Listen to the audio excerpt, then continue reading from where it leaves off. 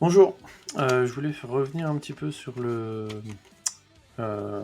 père Olivier qui a fait une critique un petit peu acerbe sur le mouvement des apostats et la critique des dogmes, notamment du dogme islamique, où celui-ci a quand même été plutôt virulent vis-à-vis des personnes qui s'exposent et qui exposent notamment les dogmes,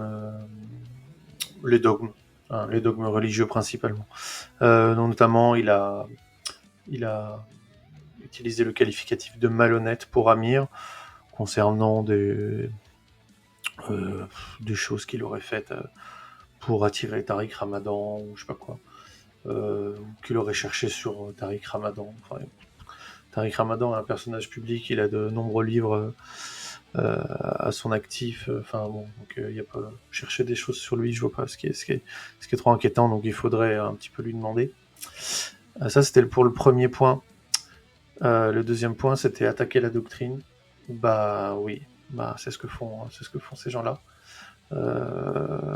Ils exposent un petit peu tout ce qu'il y a de illogique et non rationnel dans les dogmes.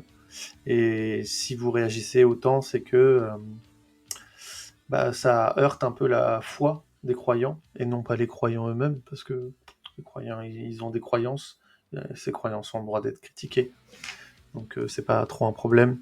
Vous les avez aussi qualifiés de censeurs, parce que vous n'arriviez pas à monter sur leur live. Bah, ça c'était une chose, c'est clair. Vous n'arrivez pas à monter sur leur live parce qu'ils ont un objectif précis. L'objectif précis est la critique du dogme islamique, sunnite notamment. Donc vous ne faites pas partie de la cible. Donc en tant que catholique, vous montez, vous, vous, vous représentez une autorité religieuse en tant que telle, en soutane et tout ça. Donc vous représentez une autorité religieuse et ça ne les intéresse pas. C'est pas leur but. Leur but, c'est le militantisme pour les droits humains et la liberté d'expression.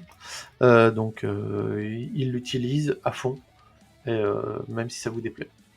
Vous dites qu'ils sont sans foi ni loi. Bah, sans foi, oui, bah, ils sont athées. Donc, jusque-là, ça, rien de choquant. Ni loi, bah, ils utilisent le droit qu'ils ont.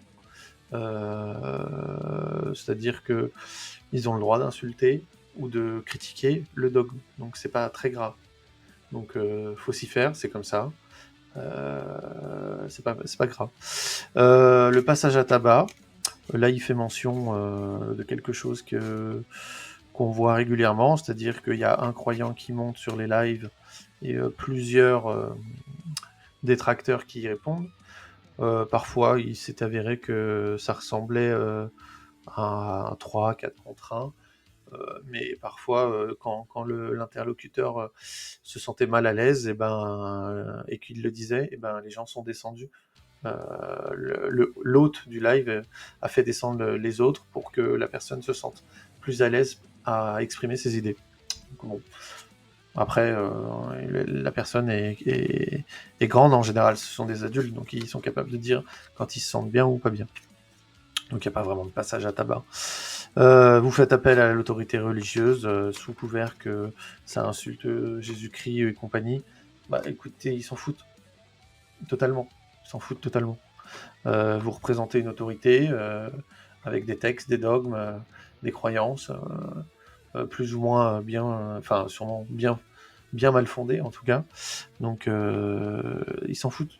Vous pouvez appeler les autorités autant que vous voulez. Ils usent de leurs droits, donc c'est pas bien grave.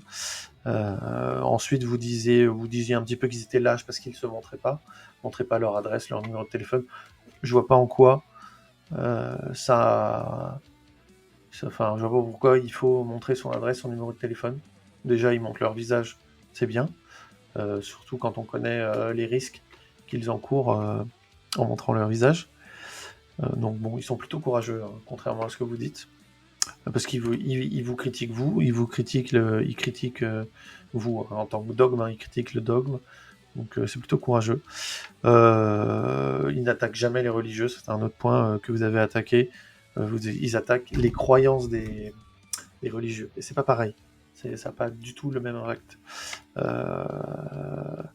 Vous trouvez ça injuste, mais c'est pas grave, c'est la liberté d'expression.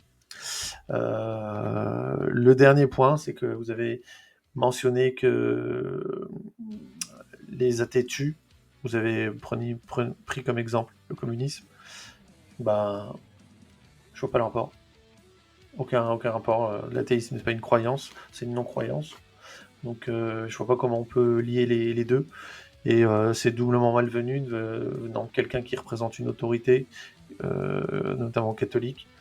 Et quand on regarde dans l'histoire du catholicisme, c'est pas tout rose. Donc ça, c'est un peu une histoire biblique, mais la poutre dans l'œil de l'autre, tout ça, il faut être quand même sacrément culotté pour exposer ceci. Merci et au revoir.